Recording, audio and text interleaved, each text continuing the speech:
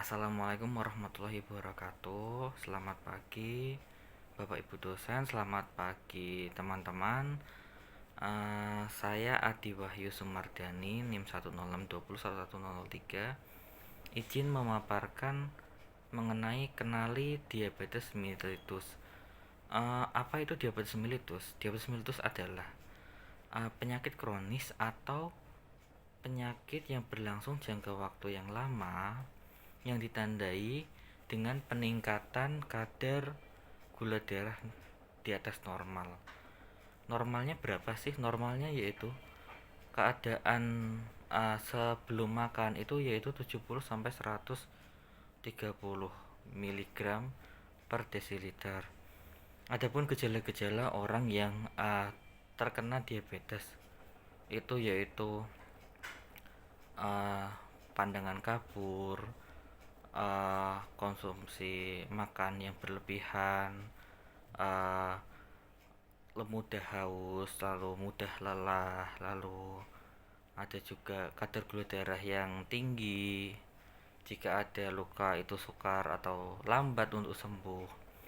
Lalu berat badan yang berlebihan atau berat badan berlebihan lalu dia turun secara drastis berat badannya.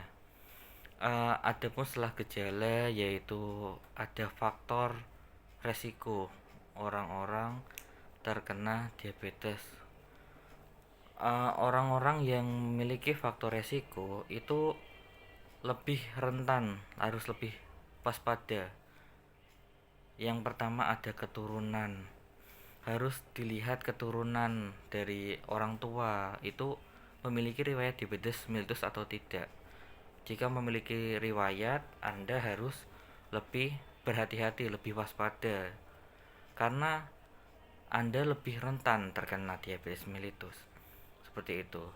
Yang kedua ada gaya hidup. Gaya hidup itu faktor yang sangat penting.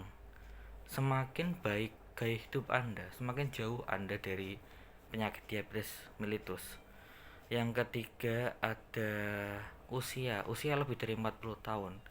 Tidak dipungkiri usia yang tua atau yang lansia itu lebih rentan terkena penyakit-penyakit termasuk diabetes mellitus. Semakin tua usia kita itu tubuh kita tuh semakin lemah, organ-organ tidak dapat bekerja dengan optimal, sehingga contohnya kayak penyakit diabetes mellitus ini, organ yang sangat berperan penting adalah pankreas. Pankreas tersebut jika usia udah rentan, udah tua, dia tidak bisa memproduksi insulin yang cukup bagi tubuh kita, sehingga terjadilah diabetes mellitus. Yang keempat ada obesitas. Yang kelima ada aktivitas, harus sering beraktivitas, dan ada pula olahraga.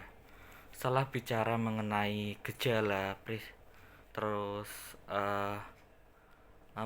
pencegahan atau resiko, kita perlu berbicara dengan pencegahan, mengenai pencegahan, karena lebih baik mencegah daripada mengobati. Betul. Yang pertama ada cek gula darah secara teratur. Kebanyakan orang itu pasien diabetes mellitus itu baru tahu dia terkena diabetes itu setelah melakukan cek, atau setelah dibawa ke rumah sakit baru cek, itu baru tahu dia terkena diabetes.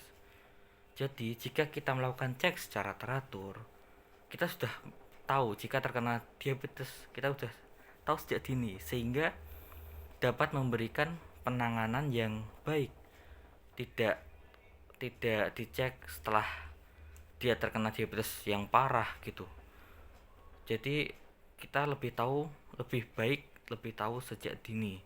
Yang kedua adalah konsumsi makanan yang sehat dan pola makan yang baik.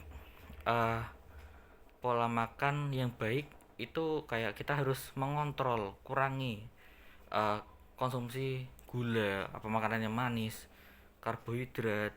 Kita harus menggunakan karbohidrat alternatif selain nasi, karena nasi itu sangat tinggi sekali kadar gulanya dan tidak baik untuk pasien-pasien diabetes. Lalu ada yang ketiga, menjaga berat badan ideal.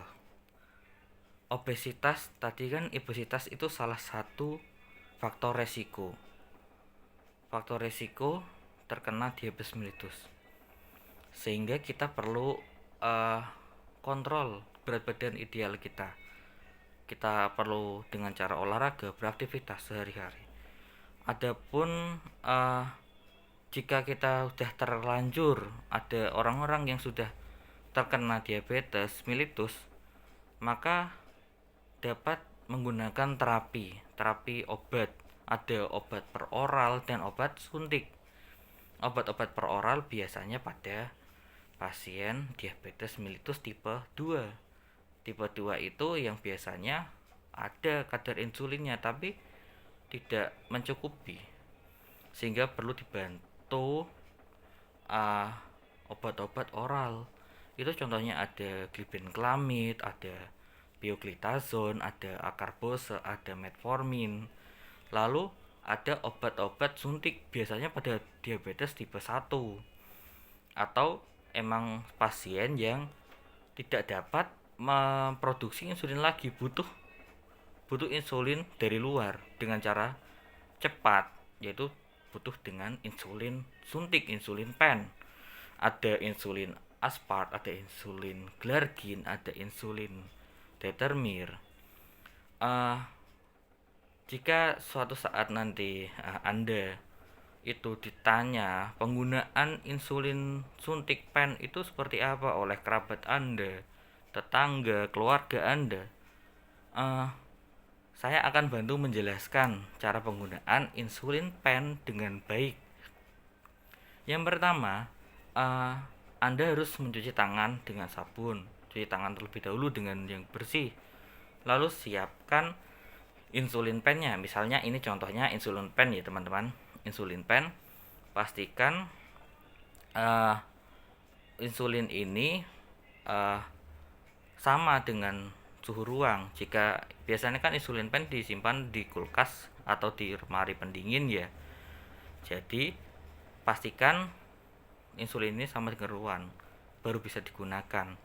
Lalu ambil jarum untuk insulin pen, pastikan diberi jarum. Ambil jarum dari insulin pen, lepaskan pembungkusnya, lalu pasang jarum pada ujung yang bagian jarum, lalu dipasang, diputar sampai bunyi klek gitu teman-teman. Lalu dibuka penutup jarumnya, lalu pastikan tidak ada gelembung udara dengan cara dicoba dulu di set 1 unit bagian dosis, di set 1 unit, lalu dikeluarkan, pastikan tidak ada gelembung udara ya teman-teman. Lalu dapat disuntikan di bagian yang berlemak pada tubuh, misalnya itu biasanya pada paha, pada perut, pada lengan. Saya contohkan pada lengan. Pertama dicubit terlebih dahulu bagian lengan tersebut, lalu nanti diset sesuai dosis atau aturan yang dijelaskan oleh dokter atau farmasinya, dijelaskan sesuai aturan, diset sesuai aturannya, lalu jepit bagian lengan, lalu 4 jari menggenggam insulin pennya, 1 jari jempol di bagian tuas tombolnya atau bagian dosisnya. Nanti cubitannya dilepas, lalu suntikan sampai habis, sampai di angka 0. Lalu tunggu sampai 5-10 detikan, jangan sampai tumpah. Lalu dilepas, dicabut, lalu ditutup kembali. Jarumnya tadi dilepas teman-teman, jarumnya dilepas, disimpan atau dikumpulkan atau dibuang di tempat yang aman seperti itu. Lalu disimpan lagi insulin pennya di lemari pendingin. Seperti itu cara penggunaannya baik. Terima kasih telah mendengarkan pemaparan saya mengenai diabetes mellitus. Jika ada yang kurang, saya mohon maaf. Terima kasih. Wassalamualaikum warahmatullahi wabarakatuh.